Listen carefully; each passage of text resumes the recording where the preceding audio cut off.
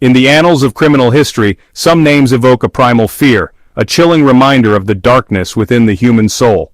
One such name is Robert Maudsley, dubbed the real-life Hannibal Lecter by the British press. Born in Liverpool in 1953, Maudsley's life was a tragic prelude to the horrors he would inflict. This is the story of Robert Maudsley, a man consumed by his inner demons.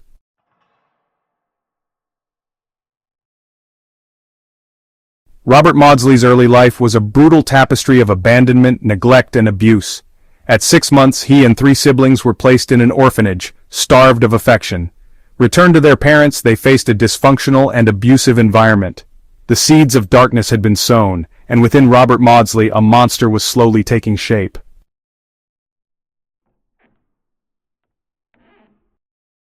The Maudsley family home was a breeding ground for dysfunction and despair. Robert, the 11th of 12 children, was placed in a Catholic orphanage known for its strict discipline. Returned to his parents, he faced brutal punishments from his tyrannical father. Starved for affection, Robert acted out in increasingly disturbing ways.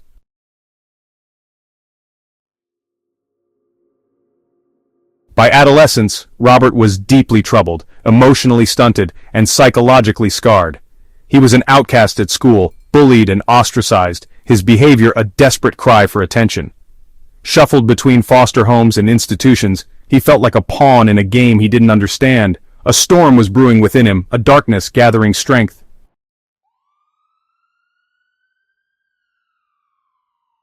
At 16, Robert was arrested for petty theft and sent to a Borstal, a youth detention center. The Borstal was a brutal environment, and Robert became an easy target for older boys. This experience hardened him, extinguishing any flicker of hope. Upon his release, Robert was a changed person, his mind consumed by dark thoughts.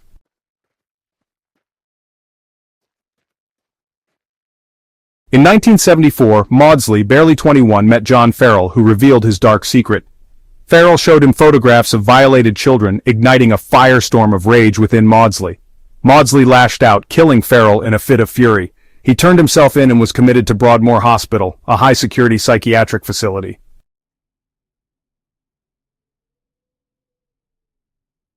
At Broadmoor, Maudsley targeted those who had committed crimes against children. His second victim, David Francis, was a convicted child molester. Maudsley and another inmate tortured and killed Francis, with no remorse. Deemed too dangerous, Maudsley was transferred to Wakefield Prison.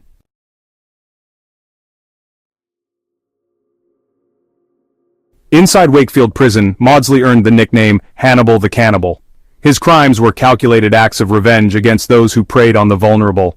He stalked his third and fourth victims, Salney Milom and William Roberts, within the prison.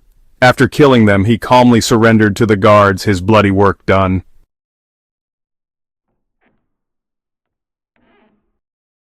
The details of Maudsley's crimes within Wakefield Prison sent shockwaves through the British penal system. No longer could his actions be dismissed as the impulsive outbursts of a troubled youth. These were the calculated killings of a man who seemed to derive a perverse pleasure from inflicting pain and terror. His cell, once a place of confinement, had become a macabre stage for his gruesome acts. Salney Milom, a convicted pedophile serving a life sentence, became Maudsley's first victim within Wakefield's walls. Maudsley had observed Milom for weeks, noting his routines, his vulnerabilities, his moments of weakness. He waited for the perfect moment, a lapse in security, a blind spot in the guard's watchful eyes, and then he struck. He cornered Milom in a dimly lit corridor, a makeshift weapon, fashioned from a sharpened spoon, clutched in his hand. The attack was swift and brutal, a flurry of blows that left Milom bleeding and broken on the cold concrete floor. Maudsley didn't stop there. He continued to mutilate Milom's body, his rage a terrifying spectacle that left even the most hardened inmates shaken to their core. The guards, alerted by the commotion, arrived to find a scene of unimaginable horror. Milom, barely alive, lay in a pool of his own blood, his attacker standing over him, a chillingly calm expression on his blood-splattered face. Maudsley offered no resistance as they apprehended him, his bloody weapon clattering to the floor. "He'll be no more trouble," he reportedly told the guards, his voice devoid of emotion. It was a statement that would send chills down the spines of prison officials and the public alike.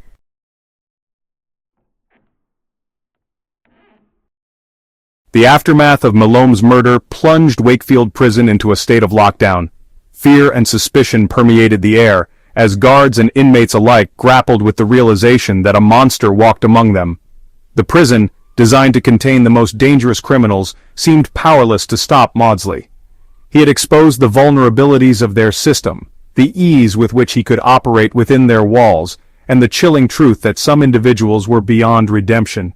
Maudsley, however, was far from finished. His bloodlust, far from being satiated, only intensified with each kill.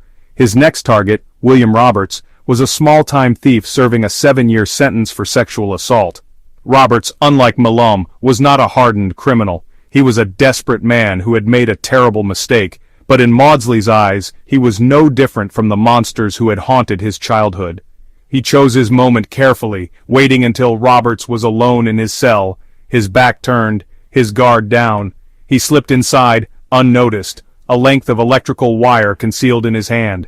The attack was swift and silent, a chilling contrast to the brutal frenzy of Malome's murder. He strangled Roberts quickly, efficiently, his movements almost surgical in their precision. When the guards discovered Roberts's body, hours later, they were met with an eerie silence.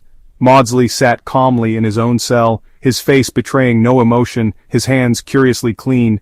He had taken the time to dispose of the wire, to scrub away the bloodstains, to erase any trace of his involvement. He seemed almost disappointed when they apprehended him, his reign of terror seemingly cut short.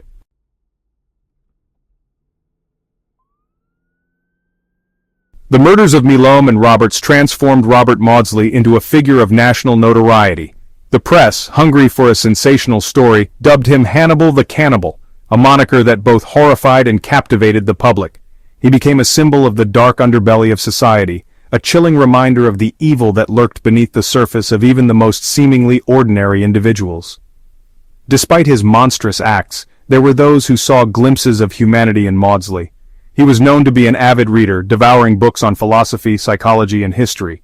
He was said to be a talented artist, his drawings and paintings revealing a sensitivity and intelligence that belied his brutal crimes. He formed unlikely bonds with some of the prison staff, engaging in long, philosophical conversations that hinted at a mind grappling with its own darkness. He wrote letters to newspapers and politicians, decrying the conditions within the prison system, arguing for more humane treatment of inmates, even as he remained locked away in solitary confinement.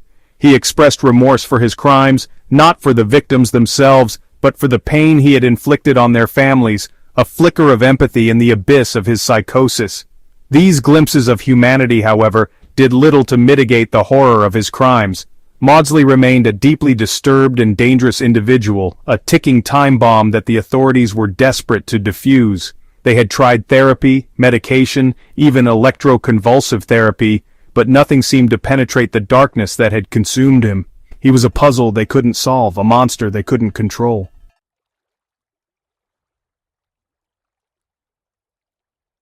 Deemed too dangerous for other inmates, Robert Maudsley was placed in solitary confinement. A specially constructed cell, a concrete box within a box, was built to contain him. He spent 4 decades in this concrete tomb, his only companions the shadows and voices in his head. His world shrank to 6 feet by 9 feet of cold, hard reality. A steel door with a small barred window sealed him off from the world. Inside, a concrete bed, table, stool, and a stainless steel toilet and sink were the only furnishings. Natural light and fresh air were replaced by fluorescent lights and stale, recycled air. He was allowed out for 1 hour each day, escorted by 6 guards, his hands and feet shackled. His only contact with the outside world came through brief, supervised visits. Maudsley's case sparked a heated debate about the ethics of solitary confinement. His supporters argued he was mentally ill, needing treatment rather than punishment. His detractors countered that he was a monster who deserved to rot in his cell. Robert Maudsley, the real-life Hannibal Lecter, became a prisoner of his own making, a stark reminder of a life consumed by darkness.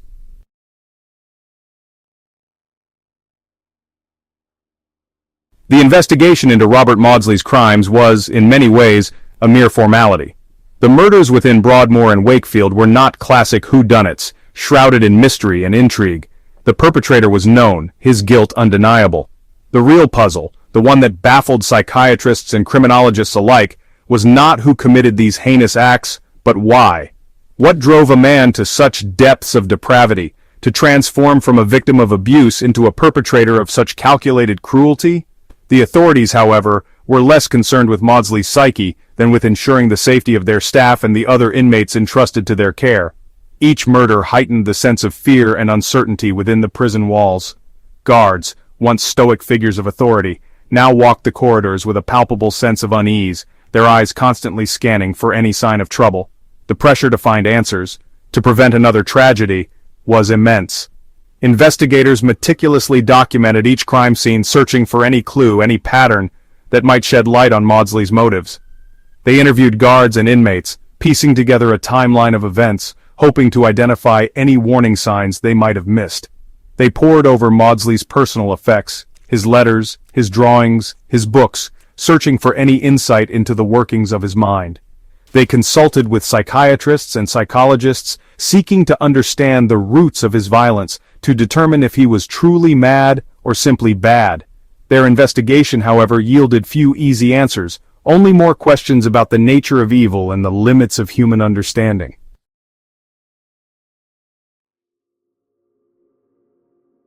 Robert Maudsley, unlike many notorious criminals who maintain their innocence even in the face of overwhelming evidence, never denied his crimes.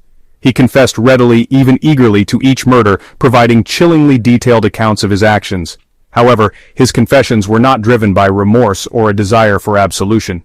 They were instead a twisted form of self-aggrandizement, a way for him to exert control over the narrative, to ensure that his story was told on his terms. He seemed to relish the attention, the fear he instilled in those tasked with interviewing him. He spoke in a calm, measured tone, his voice devoid of emotion, even when describing the most gruesome details of his crimes. He saw himself not as a monster but as an instrument of justice, ridding the world of those he deemed unworthy of life. His confessions, while providing a chilling glimpse into the mind of a killer, did little to aid the investigation. He offered no explanation for his actions that the authorities found satisfactory. He did not claim to hear voices or see visions, the classic hallmarks of insanity. He did not express remorse or regret, the expected responses of someone seeking leniency. He simply was, a force of nature unleashed upon the world, his motives as inscrutable as the depths of the human soul. The lack of a clear motive, the absence of any demonstrable remorse, coupled with the sheer brutality of his crimes, led to swift and decisive action. Maudsley was deemed too dangerous for even the most secure psychiatric facilities, his presence a constant threat to staff and inmates alike. He was sentenced to life in prison without the possibility of parole, his fate sealed within the cold, unforgiving walls of Wakefield Prison.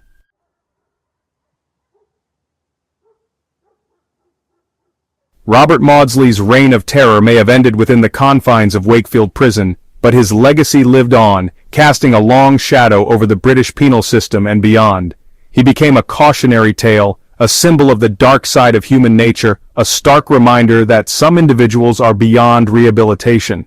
His case sparked heated debates about the ethics of solitary confinement, the treatment of mentally ill offenders, and the very nature of evil itself.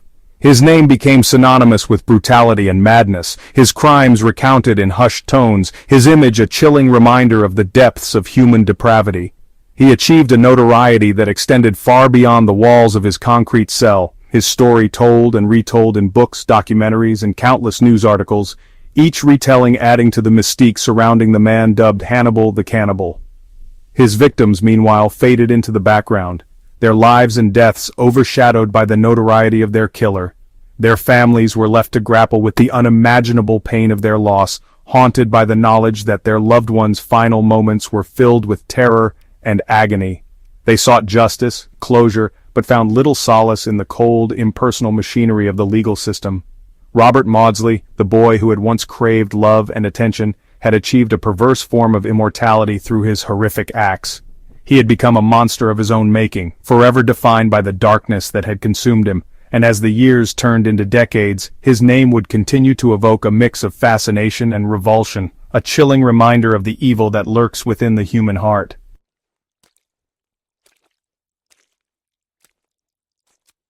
Robert Maudsley, once a terrified child, became a monster feared by many.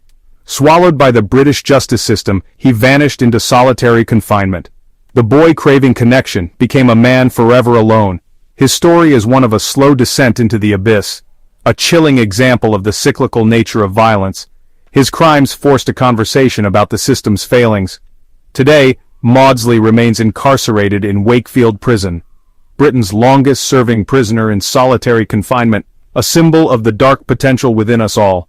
Robert Maudsley's story is a multi-level tragedy, for victims, their families, and Maudsley himself, a prisoner of his own making, a stark reminder of unchecked violence and the need for compassion, the enduring power of the human spirit to endure and inflict pain.